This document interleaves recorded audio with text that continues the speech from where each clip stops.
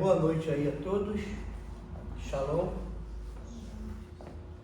que o Eterno possa estar abençoando a tua vida pessoal, a tua vida emocional, a tua vida espiritual, a tua vida financeira,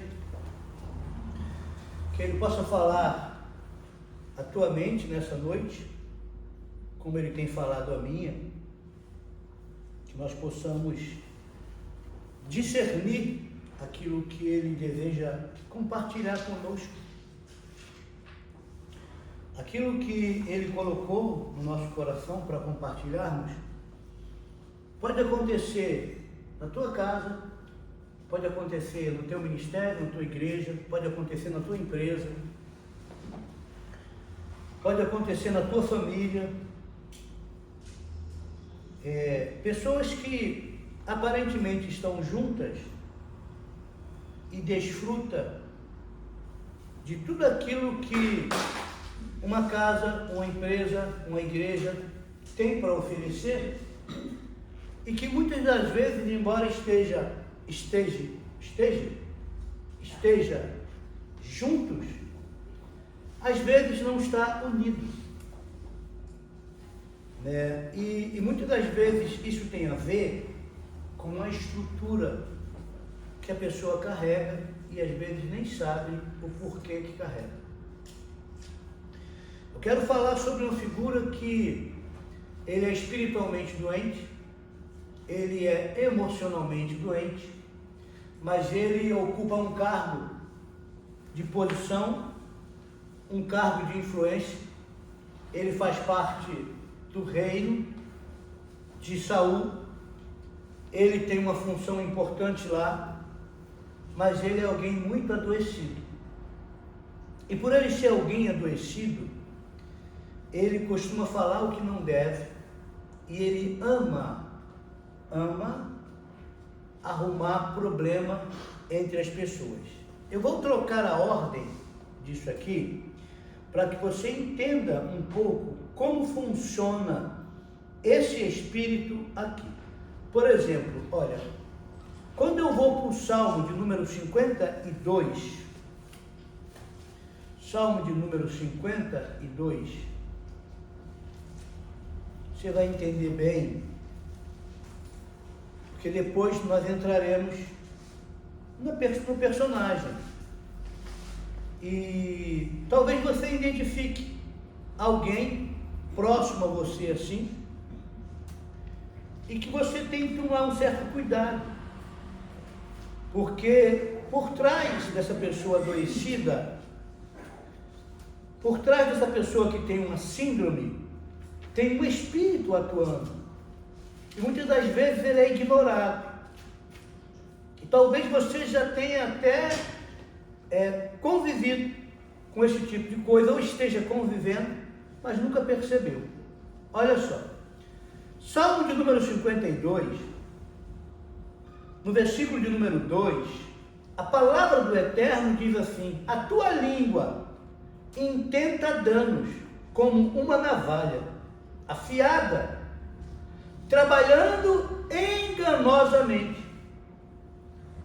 Vou repetir: tua língua intenta danos como uma navalha afiada, trabalhando enganosamente. Tu amas o mal mais do que o bem, e mentir mais do que falar a justiça. Tu ama todas as palavras devoradoras, ó tu, língua enganosa.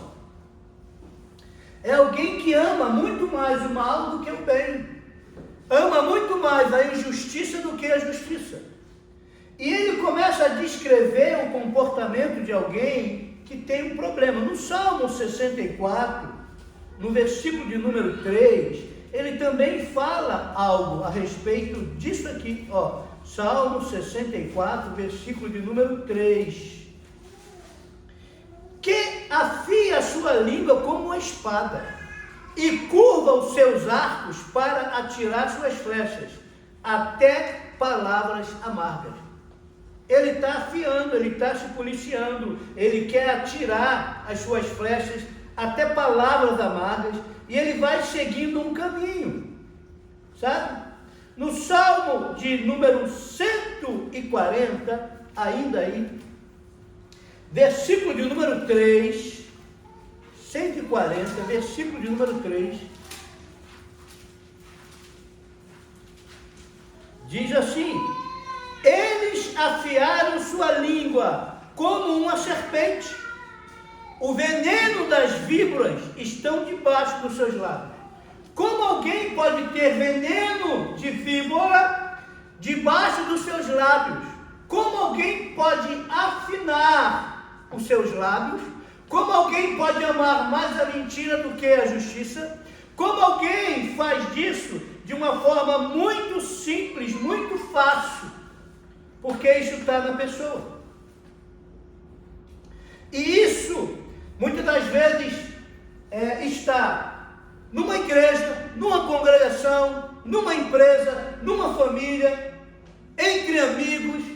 Tem alguém que ama trazer problemas com aquilo que fala, porque maquina. E ele maquina e ele faz isso porque ele é emocionalmente doente, ansioso, preocupado, medroso. É um espírito que precisa ser aceito, e para ser aceito, ele se torna um manipulador, um controlador, e ele vai tentar lisonjear, agradar, e para que ele faça isso, ele vai usar de mentira, mesmo que a mentira possa ocasionar um mal muito grande na vida das pessoas.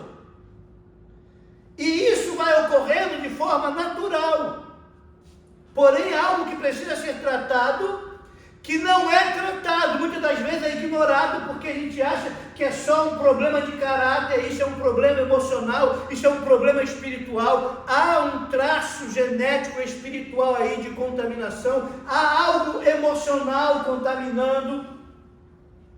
E quando você mergulhar nesse personagem, você vai entender que a origem da onde ele vem é alguém que é profano. É alguém que não tem temor, é alguém que vem de uma gestação dupla, mas que é dividido. E quando ele está dividido, ele tem uma mente dividida. E uma mente dividida, muitas das vezes ele não tem firmeza. E ele pode desenvolver um comportamento esquizofrênico. Ele pode desenvolver uma estrutura de bipolaridade. E isso vai ocorrendo e você vai lidando com esse tipo de pessoa no dia a dia e você nunca sabe quem é quem e como ele está agindo. E quando ele precisa agir, ele vai agir, porque ele quer se promover. E o pior é quando esse tipo de pessoa, ele tem um cargo, ele tem influência e ele não quer perder a influência. E aí, irmão, ele vai mentir para tirar proveito próprio, mesmo que isso possa acarretar na tua morte. Isso é grave, porque é algo que precisa ser ajustado. E você vai ver que esse homem está no meio do povo de Israel, mas ele não faz parte. Ele desfruta de tudo que tem no palácio, ele desfruta de tudo que tem de bom, mas ele não está inserido no reino. E ele pode mudar, se ele desejar mudar, ou se ele for confrontado para que a mudança venha. Porque só pode haver mudança se há alguém que pregue a respeito dessa estrutura.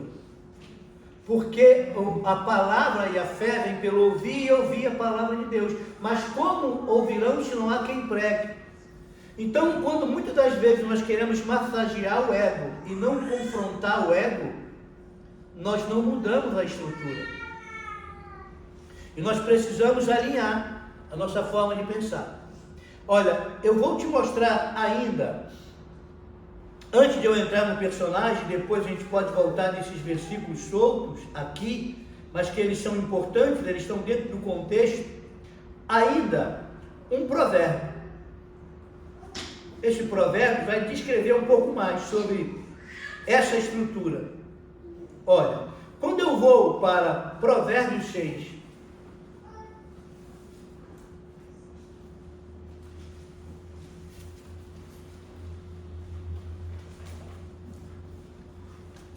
Provérbios capítulo 6, versículo de número 12. Olha isto aqui. Uma pessoa má, um homem malévolo, anda com a boca perversa. Estão aí comigo? Ó, ele pisca com seus olhos, fala com os pés, ensina com os dedos.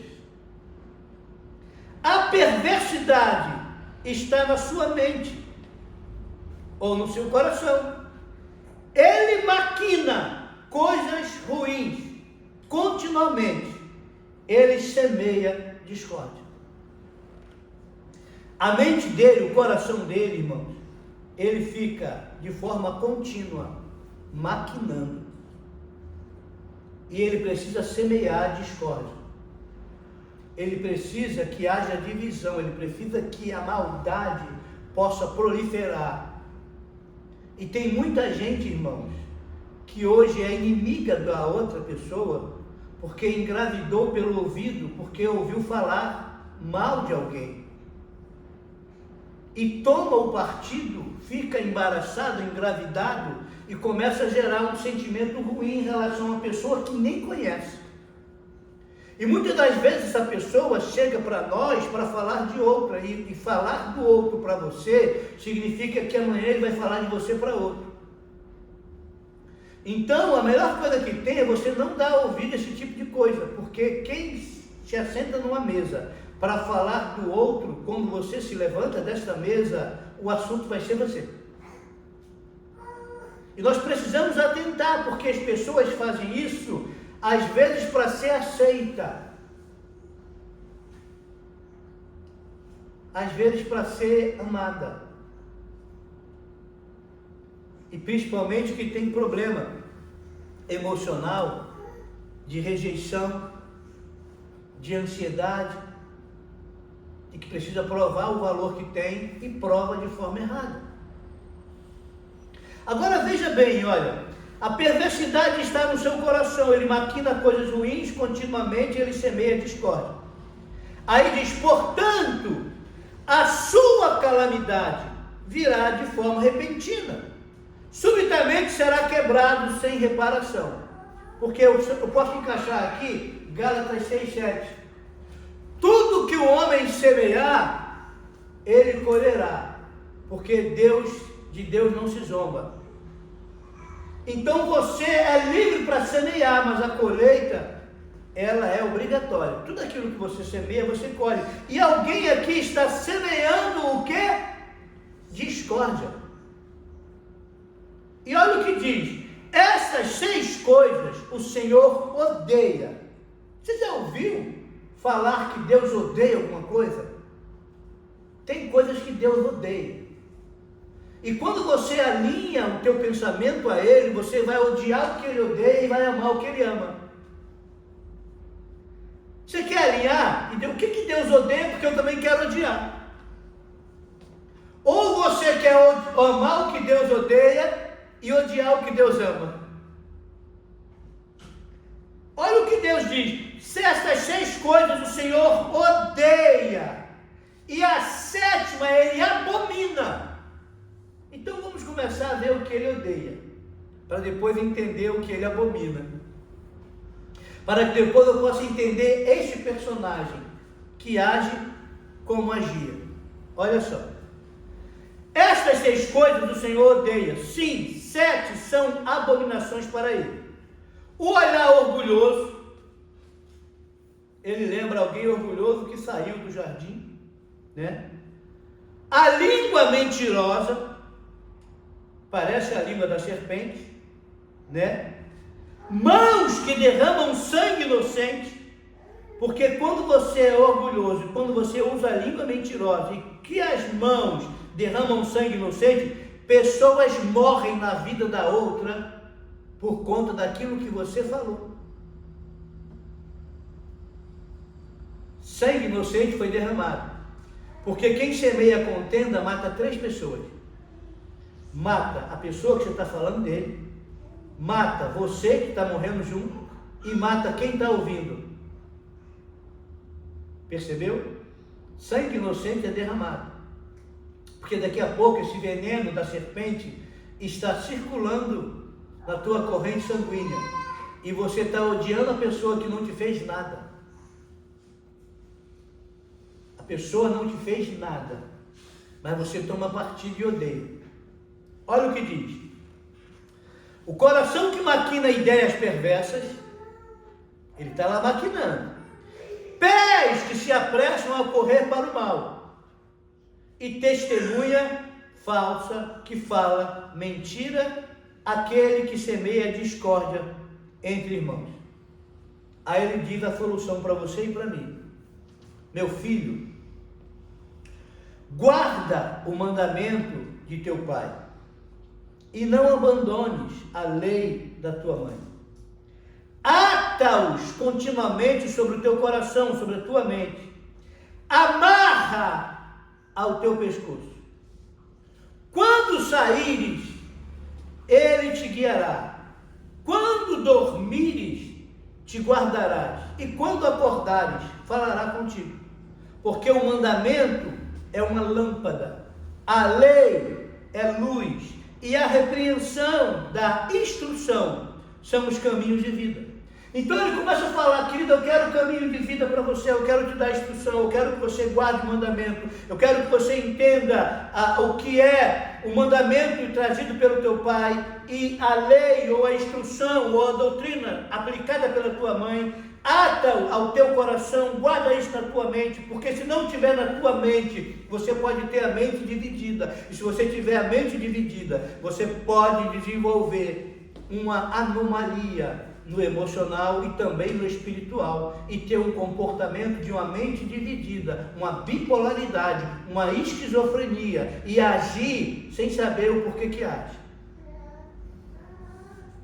E seres espirituais vão se aproveitar disso, porque você passou a ter uma mente dividida. E aqui eu não vou falar sobre o esquizofrênico lunático do rei Saul, porque ele também abandonou os mandamentos do Eterno, e com isso ele ficou com a mente dividida. Ele passou a ter alucinações, ele passou a ter perturbação, ele passou a achar num quadro delirante que todo mundo estava contra ele. Davi estava contra ele, o filho estava contra ele, o sacerdote estava contra ele, todo mundo ele via como alguém que estava perseguindo e tentando destituir o reino dele, quando o problema era ele.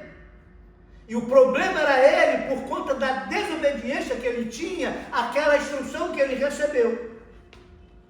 Só que eu não quero falar sobre a esquizofrenia do rei Saul.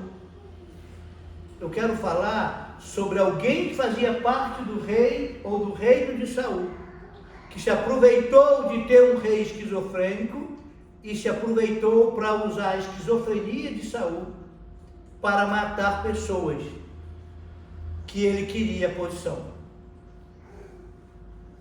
Estão aí? Então abra comigo. Aqui em Samuel, capítulo de número 22.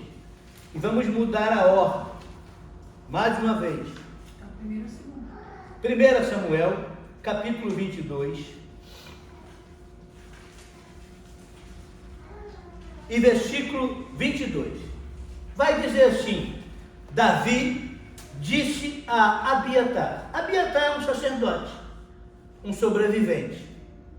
E Davi disse a Abiatar: eu soube naquele dia, quando Doeg, o edomita, ali esteve, que ele seguramente contaria Saul. Eu causei a morte de todas as pessoas da casa de teu pai. O que Davi soube? Doeg não é dengue, mas faz tão mal quanto. Doeg,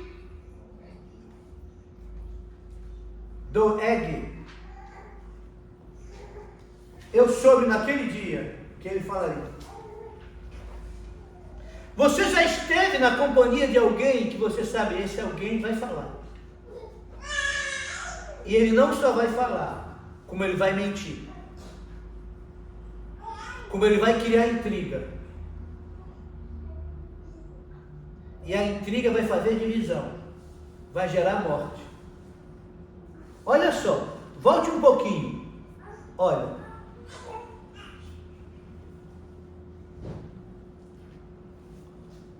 Eu vou agora para o capítulo 21 de 1 Samuel. Olha, um certo homem dos servos de Saul, servo de quem? Estava ali naquele dia, detido diante do Senhor. E o seu nome era Doeg, ou Doeg. Doeg, quase Doego, né? Mas é Doeg. Um edomita. O principal dos pastores, que pertencia a Saul. Qual o que ele fazia? Ele era o principal dos pastores. Alguém importante. Estava na corte do rei. Ele era o principal dos pastores. E ele estava ali, numa reunião. E Davi disse a Aimeleque: eu não há aqui debaixo das tuas mãos lança ou espada, pois não trouxe nem a minha espada, nem as minhas armas comigo, porque o negócio do rei exigiu pressa. Agora, olha só, quando eu volto para o versículo 1, você vai ver que há uma preocupação do rei em relação à chegada de Davi. Olha a preocupação dele. Então Davi veio a Nob, a Aimeleque, o sacerdote, e Aimeleque temia. O que ele acontecia? Temia encontrar-se com Davi. E lhe disse: por que estás sozinho e não há homem contigo? Qual era a preocupação dele? Aimeleque é mencionado pela primeira vez aqui, e alguns identificam como Ai. Nob fica próximo, 3 quilômetros do sul de Gibeá. Aimeleque estava com medo, provavelmente que tinha ouvido que Saul perseguia Davi. Um fato que explicaria seu questionamento. Então ele não sabe o que está acontecendo, ele ouviu falar, e ele pergunta: por que você está vindo para cá? E cadê os teus guerreiros? Porque ele temia. Aí Davi diz para ele, Davi disse a Aimeleque, o sacerdote: o rei me ordenou um negócio e me disse que nenhum homem saiba qualquer coisa sobre onde eu te envio e sobre o que eu te ordenei. Eu indiquei os meus servos para tal e tal lugar. Agora, portanto, o que há debaixo da tua mão? Dá-me 5 pães na minha mão, ou o que houver. Davi está sendo perseguido. Jonas acabou de informar para ele que o pai entrou num quadro esquizofrênico e queria matá-lo, sem que ele tivesse feito nada. Davi honrava Saul, mas Saul, na cabeça dele, dividida, esquizofrênica, achou que Davi queria pegar ele. E Davi agora está fugindo dele, porque ele botou na cabeça dele, ele tem uma obsessão que ele vai matar Davi. Davi, por questão de sobrevivência, teve que sair da onde ele estava escondido por direção de Jonas e vai lá para frente. Ele chega até aqui e o outro desconfia, quer saber o que ele veio, ele explica isso. Assim, versículo 6, o sacerdote lhe deu pão consagrado, pois não havia ali pão que não fosse o pão da apresentação, que foi tomado diante do Senhor, para se colocar pão quente no dia em que este foi retirado. Ora, certo homem do chefe de Saul estava ali naquele dia, detido diante do Senhor, e o seu nome era Doeg, um edomita, principal dos pastores, que pertencia a Saul. Por que ele estava ali? Uma das atribuições dele era justamente cuidar dessa parte da alimentação. Agora, veja o que acontece. Versículo 9, o sacerdote disse a Davi: a espada de Golias, o filisteus, a quem tu mataste no vale de Elã, eis que aqui está envolvida em um tecido atrás do éfode. Se quiseres tomá-la, toma, pois não há outra aqui, salvo aquela. E Davi disse: não há nenhuma como esta, dá-me. Ele recebe a espada, que era uma conquista dele, porque ele pergunta se tinha alguma arma lá, porque de onde ele saiu não deu tempo de levar nada. Agora, olha o que acontece. E Davi se levantou e fugiu naquele dia, por temer a Saul, e foi para Aquis, o rei de Gade. E os servos de Quis lhe disseram: não é este Davi, o rei da terra? Não cantava ele uns a outros como danças, dizendo: Saul feriu os seus milhares e Davi os seus 10 milhares. Davi alguma vez cantou essa canção? Não, quem cantava eram as pessoas. E por conta dessa canção, que não foi ele que compôs, Saul queria matá-lo, porque ficou enciumado. Agora ele passou todo o período lá com o sacerdote. Você viu o sacerdote consultar a Deus para dar a direção a Davi? Ele consultou? Não. Aonde? Aqui? Eu não vi ele consultar aqui. Qual o texto anterior? Vamos nele. Porque foi diante de Doeg que ele consultou? Me ajuda aí. Então tá, olha só. Aí o que acontece? A espada de Golias, o filisteu que tu mataste no vale de Elã. Está aqui, ó. E Davi guardou essas palavras no seu coração, versículo 12, e ficou muito temeroso de Aquis, o rei de Gade. Ele já está em outro local. E ele mudou o seu comportamento diante deles e fingiu-se de louco. Em suas mãos arranhou as abas do portão e deixou sua saliva pingar sobre a sua barba. Então disse Aquis a seus servos: eis que vedes que o homem está louco, por que não me trouxeste? Tenho eu necessidade de loucos para que trouxesse esse companheiro para agir como louco na minha presença? Entrará esse sujeito na minha casa? E ele ignorou. Davi, portanto, partiu dali e fugiu para a caverna de Adulão. E quando seus irmãos e toda a casa de seu pai ouviu isto, eles para lá desceram até ele.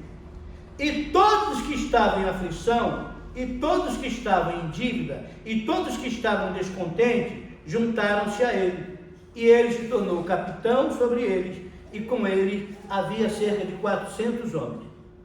Davi foi dali para Mispa, de Moabe, e disse ao rei de Moabe: permite-me, rogo-te, que o meu pai e minha mãe venham e estejam contigo, até que eu saiba que Deus fará por mim, porque ele não tem direção. E ele trouxe diante do rei Moabe, e eles habitaram com ele todo o período em que Davi esteve na fortificação. Acabou. Até aqui.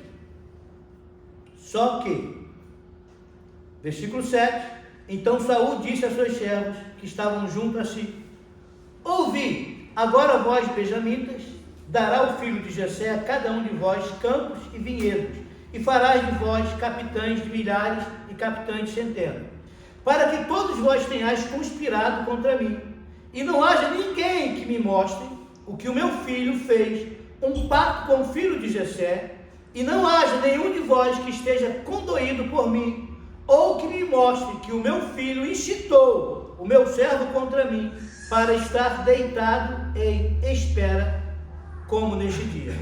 Aonde foi que Jonatas incitou Davi contra o pai dele? Nunca foi feito. Muito pelo contrário. E tanto é que lá na frente, você vai ver que Jonatas morre defendendo o pai. E é morto junto com ele. Morre os 3 irmãos e depois ele se lança sobre a espada. Que ele seguiu na companhia do pai.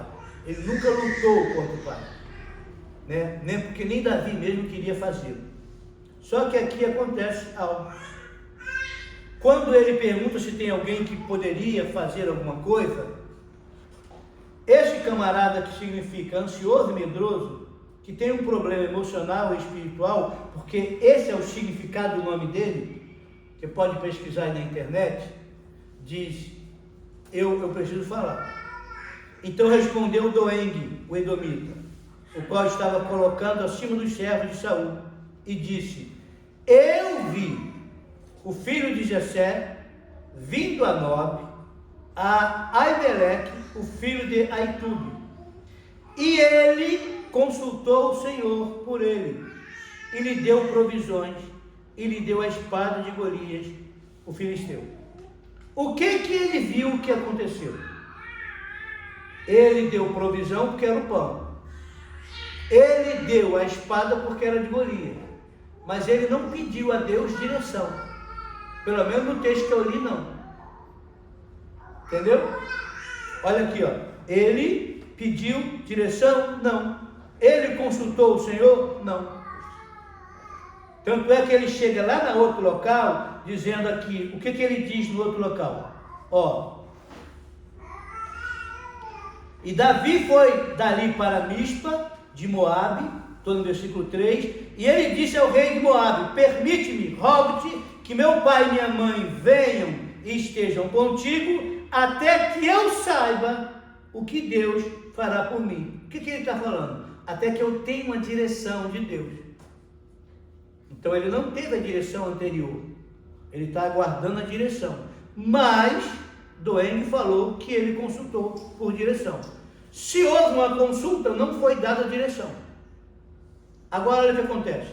Então o rei mandou chamar Aimeleque, o sacerdote filho de Aitube, e toda a casa de seu pai, os sacerdotes que estavam em Nob, e todos eles vieram ao rei. E Saul disse: ouve agora, tu filho de Aitube. Ele respondeu: aqui estou eu, meu senhor. E Saul lhe disse: por que conspiraste contra mim, tu e o teu filho Jessé, ao dar-lhes pão, uma espada, e teres consultado a Deus por ele e para ele? Se levante contra mim a estar deitado em espera como neste dia. Então Aimeleque respondeu ao rei e disse: quem é tão fiel entre todos os teus servos quanto a Davi, que é genro do rei, e vai segundo a tua ordem, e é honorável na tua casa? Comecei eu então a consultar Deus por ele? Esteja isto longe de mim, que o rei não impute qualquer coisa a teu servo, nem a toda a casa de meu pai, pois o teu servo não sabia nada de tudo isso, menos ou mais.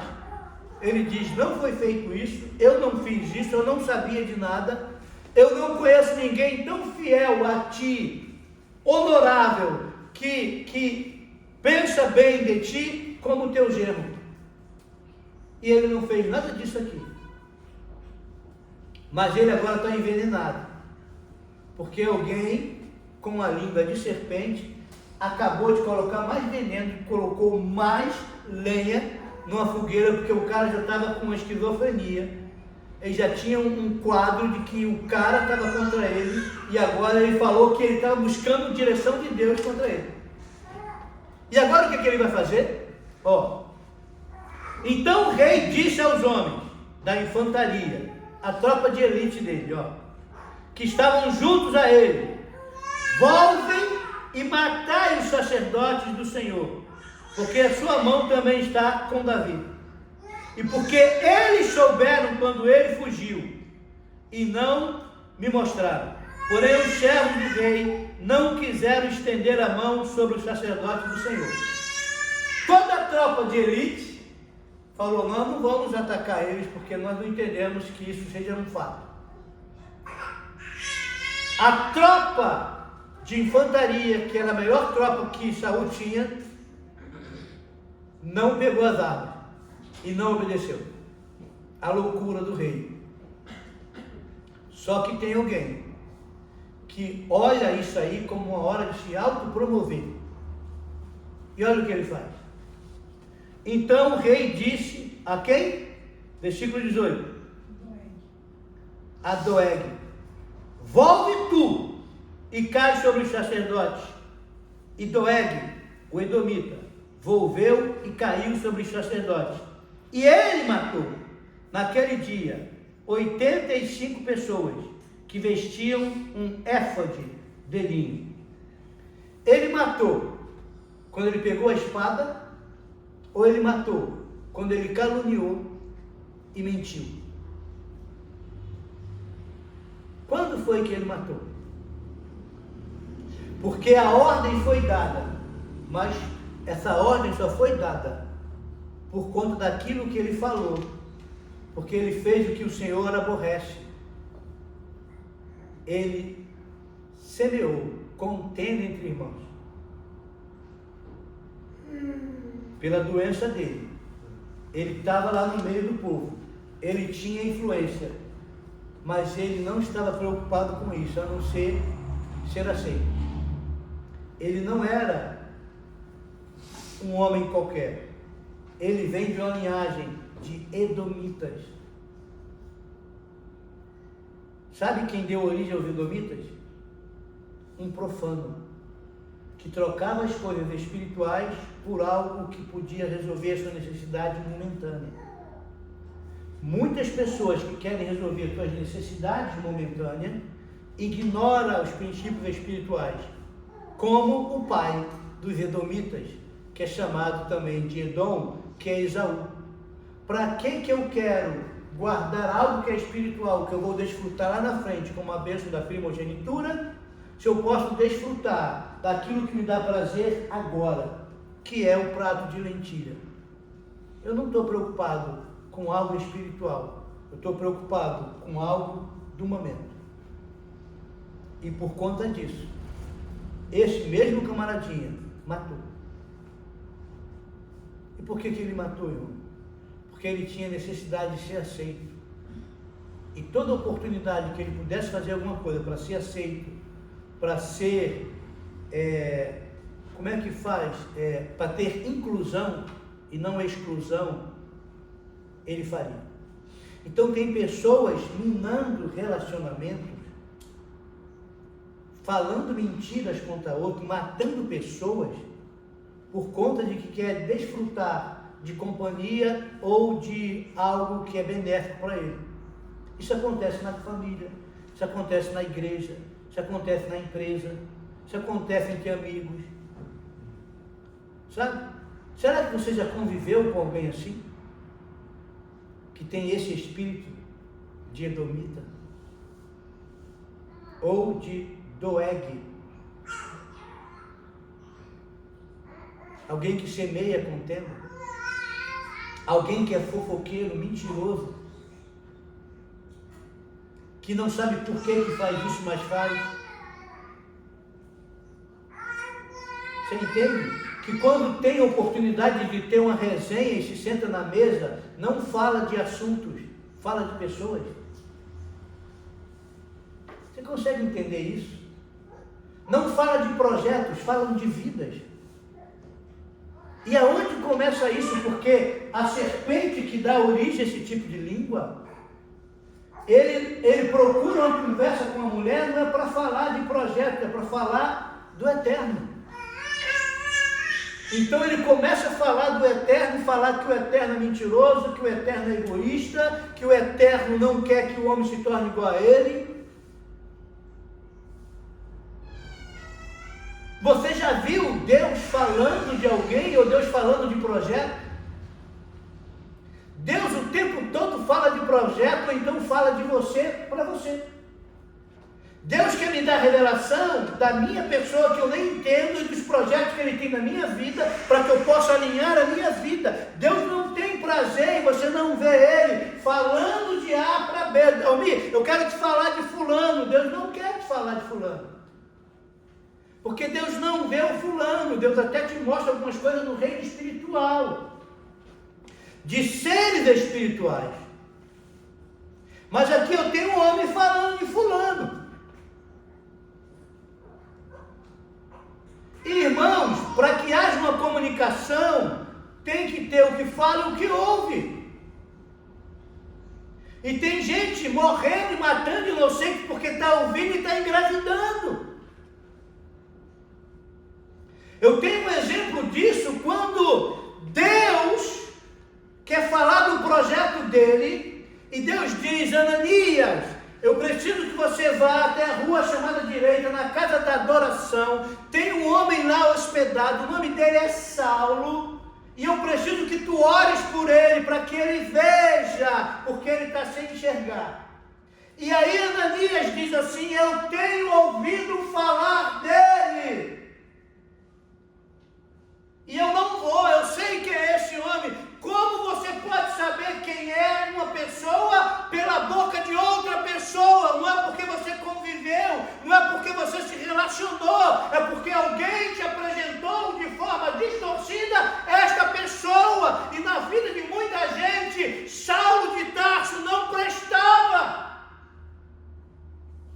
Saulo de Tarso era um homem rude, um homem judeu, um homem fariseu, um homem que perseguia, um homem que matava, mas Deus tinha outro projeto para a vida deste homem. E Deus diz: Ananias, não é como falaram, eu tenho esse homem como um vaso escolhido, ele está desafinado, mas se eu afiná-lo, eu vou usar como um instrumento poderoso do meu reino, e vou mostrar para ele o quanto é importante para ele sofrer por amor ao meu nome.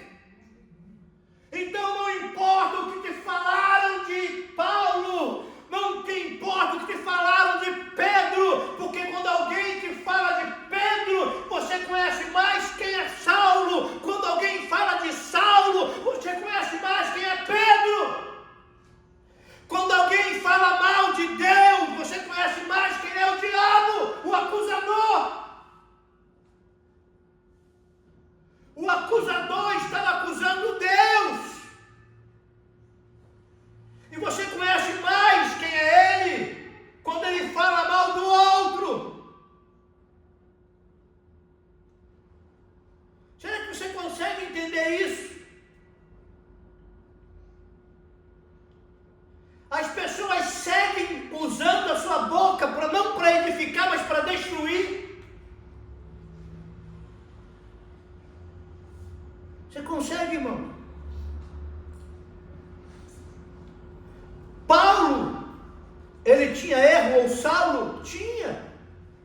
Ele era irrepreensível pela religião do qual ele fazia parte. Mas ele estava num processo. E você vai conhecer ele a partir do que ele era, ou a partir do que Deus o transformou. Se alguém falar para a minha pessoa quem você era, eu, uma ocasião, ouvi de um pastor em Bom Sucesso, que nunca me conheceu quando eu era extraviado da cabeça. Aí ele falou assim: se eu pudesse eu já tinha matado, porque eu sei quem ele é. Aí alguém me falou isso, falei assim: olha, ele não sabe quem eu sou porque ele não conviveu comigo, ou quem eu era. Mas o que eu era, eu já não sou. Porque esquecendo das coisas que para trás ficam, eu prossigo para o alvo. E a Escritura diz que quem está em Cristo, nova criatura é, e as coisas velhas já se passaram, e tudo se fez novo. Não adianta tentar falar que te conheceram antes de você se converter, porque você está num processo. Como você já caminhou, como você já evoluiu, como você já foi transformado e como você ainda está sendo transformado. Então muita gente quer te dar um parecer daquilo que você era, daquilo que você fez. Queridos, para nós estarmos aqui, é porque eu reconheci que eu sou um pecador e que só tem um Deus que perdoa o pecador, que veio chamar pecadores ao arrependimento, não justos. Quem precisa de médico é quem está doente, não quem está bom. Então, quando eu entendo que eu tenho uma mazela, seja emocional, seja espiritual, seja física, eu preciso do médico dos médicos, e eu venho buscar saúde, eu venho buscar ajuda. E aí o importante não é como eu cheguei, mas é como eu estou me transformando. Porque ninguém chegou como o justo e o santo. Para você começar a sua caminhada, você foi confrontado que você era pecador, e que só existe um que perdoa pecado e te dá a vida eterna. Mas parece que nós chegamos aqui santos, chegamos aqui puros, chegamos aqui irrepreensíveis. Parece que nós vamos tirar o nosso paletó, vamos falar assim: Deus, eu estou aqui por mérito próprio. E Deus diz para mim nessa noite: a tua justiça é como trapo de imundície, porque se eu não te justificar, você não tem acesso a mim. Paulo, ele diz que Deus o chamou, sendo ele o principal dos pecadores. Ele entendeu quem ele era, mas entendeu o que ele seria. Então, Ananias só conheceu quem ele era.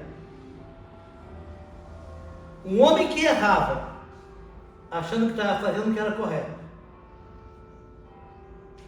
Muito rigoroso, sem flexibilidade na lei, ao ponto de sacrificar vidas.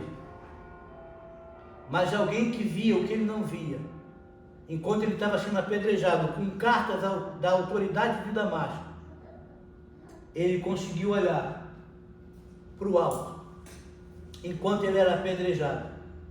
E diz que quando ele olhou para o alto, ele viu os céus abertos, e viu o trono, e viu assentado no trono o Eterno, e ao seu lado o Filho do Homem de pé. E ele diz: eis que vejo o céu aberto, e ao lado do trono do Pai, o Filho de Deus de pé. E as pessoas falavam que ele blasfemava, e as pessoas o apedrejavam. E ele ainda olha e diz: Pai, não imputes esse pecado a eles. E ele morre. Você entende, irmão? E certamente quando chegou lá e foi questionado: quem te apedrejou? Quem te tacou pedra? Ele diz: não sei. Porque enquanto eu estava sendo apedrejado, eu só contemplava o céu aberto e o Filho do Eterno à destra dele. Se você for olhar para quem está te apedrejando, você vai deixar de ver o céu aberto e qual é o teu destino. E essa é a pior obra que o inimigo quer fazer na tua vida: fazer você olhar para quem te apedreja, para você deixar de olhar para o céu aberto e o teu destino final. Você possa entender isso. O espírito de Doeg tem matado vidas, porque ele quer ocupar cargos que muitas das vezes ele não foi chamado, mas que Deus te chamou para fazer. E muitas das vezes quem não faz, critica aquele que faz ou aquele que está tentando fazer. Nós não somos perfeitos, irmão, mas somos transformados de glória em glória, de glória em glória, de fé em fé. Que você possa tomar cuidado com as línguas. Observe quem se assenta com você e sobre o que fala, porque você é observado e nós seremos condenados ou absolvidos por aquilo que falamos, ainda que na ausência. Esse homem falou que não deveria. E olha o que morreu aqui, ó. Deixa eu te mostrar, para terminar. Agora é 1 Samuel 22. Não vou nem abrir aqui para ver mais nada, vou parar aqui.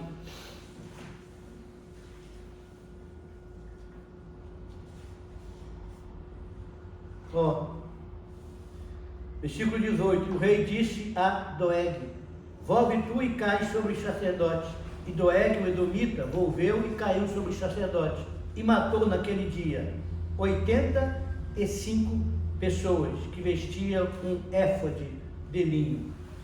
E Nob, a cidade dos sacerdotes, ele feriu com o fio da espada, tanto homens como mulheres, crianças e os que mamam, e bois, e jumentos, e ovelhas com o fio da espada.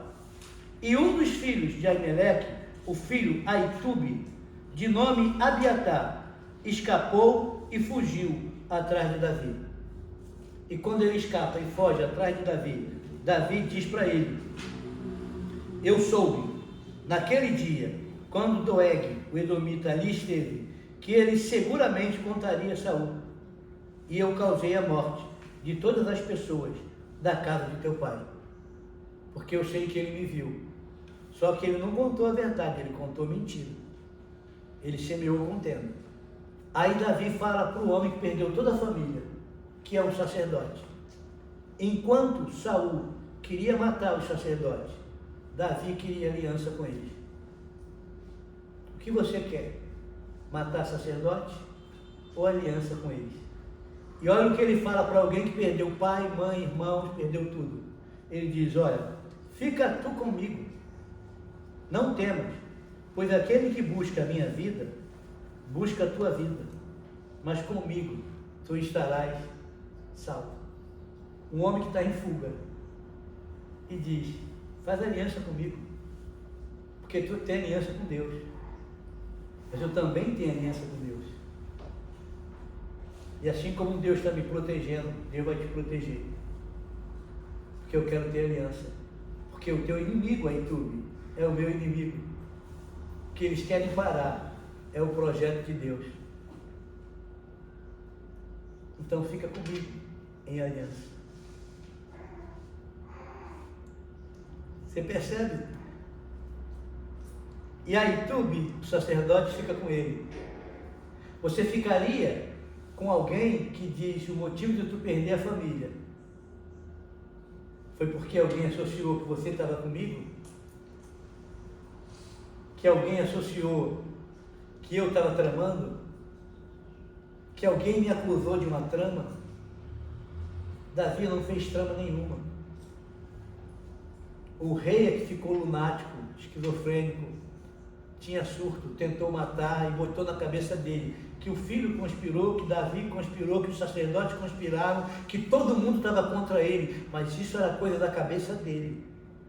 Ele ainda estava mal assessorado, porque tinha uma pessoa doente emocional e espiritual, que por conta de validação, mentia, distorcia e manipulava,